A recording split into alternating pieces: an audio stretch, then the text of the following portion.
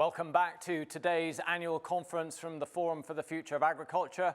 We hope you've enjoyed the break that we've just had over the last hour or so. If you're joining us for the first time today, you are very welcome. It's been great to see all the interactions that have been taking place in the exhibition space and in the networking lounges over the last hour. We hope that that leaves you stimulated with ideas and thinking on how we renew the food and agriculture system. And of course, we had our terrific opening keynote address from the FAO Director General, who told us that we should dream and do, and that seems apt as we go into our second panel session of this morning, making the food system climate resilient. Now, as we do so, we continue to encourage you to use that box that's just underneath your screen there, where you can type in your name and share with us your comments and questions that Stephen will use to drive the next discussion amongst our panelists. You can also follow us on social media. The handle for Twitter is Forum for Ag, and on Facebook, Forum for Agriculture. Do take that up as and when you can. Well, that's it from me. I shall now hand over and leave you in Stephen's very capable hands. Stephen. Yeah, Mark, thank you very much. And ladies and gentlemen, let me just reiterate what Mark said. I do want you over the next hour and a half or so to give me your questions, your thoughts on the platform, because frankly, I have little doubt that your questions will be better than mine. And I want you to help me really make this next session, which is focused on making food systems climate change resilient. I want to make sure it really does engage all of us in a very sort of creative and proactive way. So get those questions to me on the platform. I will see them on various screens I have around me, and I will put them to our guests. Now, we're going to have a terrific panel representing different, and I hate the word, but I'm going to use it, stakeholders in this discussion. We are going to be talking to people from the corporate sector, from the farming sector, from policy making, from think tank NGO perspectives as well. So we've got that panel to look forward to. But before we get to the panel, we have another keynote speaker for me to introduce to you. She brings a wealth of experience to this discussion of global food systems, climate change, the challenges, the threats, the reality that some parts of the world are more threatened than others, some parts of the world much better equipped to deal with climate change challenges than other parts of the world. She truly brings a global perspective to this. She is Catherine Bertini. Now, Catherine currently is a distinguished fellow at the Chicago Council on Global Affairs. She's a former executive director of the World Food Program. In years gone by, she actually won the World Food Prize some 16 or 17 years ago. She brings a wealth of experience to this. She couldn't join us live, but she has, I'm delighted to say, given us her thoughts in a presentation that she recorded from her home in Chicago. So let's have a listen right now. Today, the world faces unimaginable challenges, from climate issues, hunger, poverty, migration, and of course, the pandemic. The most vulnerable in our communities have been on the front lines of these crises for decades. Underserved communities struggle. Farmers have experienced increasingly extreme weather, which hampers harvests and food supplies. Women are especially challenged as they try to feed and nourish their families. It's exciting for me to be here today to talk about making meaningful progress toward our collective future. As leaders who are passionate about addressing these issues, we must act. We must work together better to create healthy, nutritious, sustainable, climate resilient, and robust food systems that can last for decades, even centuries. We especially must create systems that serve all people. It's well known that our agriculture system is designed for maximum output from a few high profit crops. This is important, but we have to go beyond it. We have to address the sustainability, the availability, the equity, the nutrition, and the health benefits of the food that we grow and the food that we consume. And of course, agriculture must face these issues also. Farmers, processors, distributors, and consumers like you and me all must prioritize the purpose of food and the imperative for adequate, safe nutrition for all. With additional system change, the agriculture and the food system, and I would add the health system that it supports, could become a net positive.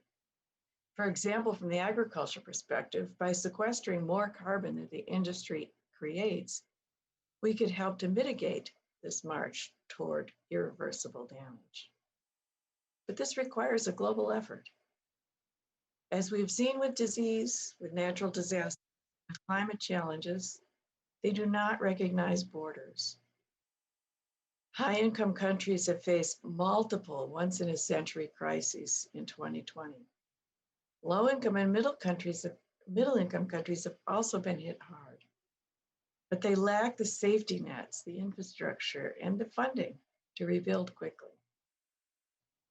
We know that the consequences of extreme events can linger for decades, and we know we must invest in the future of low and middle income countries to diminish this impact and to help them prepare for the future.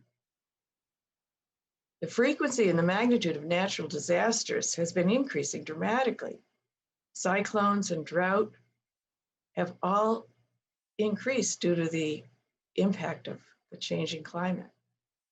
Temperature and rainfall have become increasingly variable, wreaking havoc on the best laid plans of farmers, women, and men all around the world. Agricultural pests and pathogens continue to remain a threat. This has been demonstrated by the locust plaguing East Africa and the Middle East, and the global spread of African swine fever, which in 2019 claimed 1/4 of the world's swine population. The COVID-19 pandemic, laid on top of that, impacts each one of us. Climate resilient agriculture is about more than food security. I understand later that Vanessa Nakate will elaborate on her fight for food security and climate justice and what that means for her country. We must support leaders like Vanessa all over the world. Effective leadership is a key to our collective success. During my 10 years as executive director of the UN World Food Program, I learned the importance of leadership at every level. Leaders must be prepared, interactive, strategic, creative, goal-oriented, and personally engaging.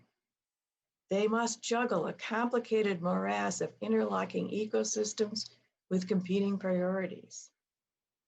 They must exist, and we must develop and train them at every level, from family to community, to region, to country, indeed, to the world.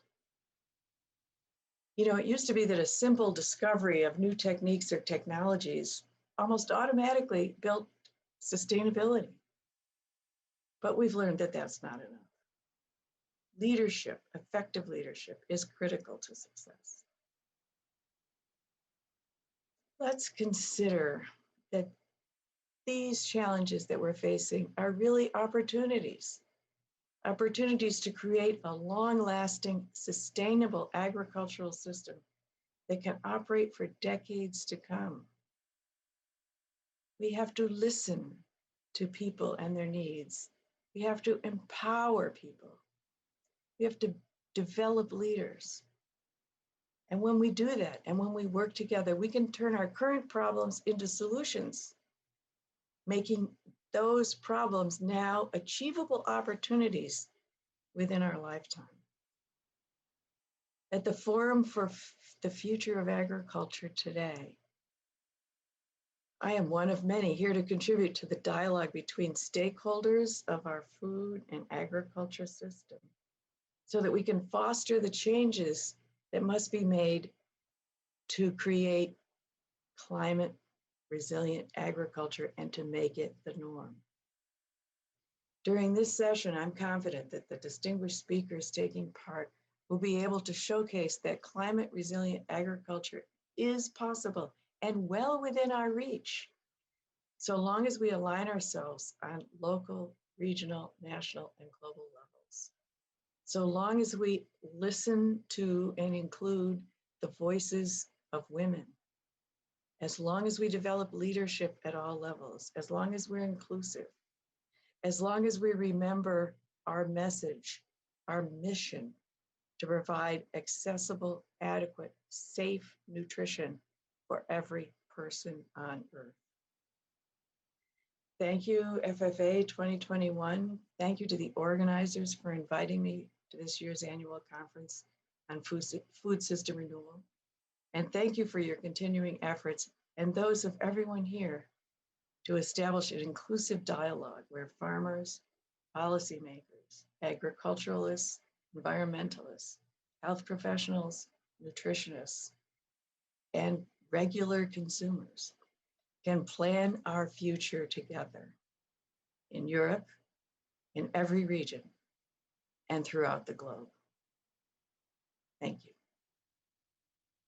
Catherine Bertini there with her thoughts. It's great to hear from a World Food Prize winner at the beginning of this discussion, and Catherine just emphasized that all of the different people with a stake in this discussion need to be brought together and to work together, not just with the rhetoric and the talk, but with real action. So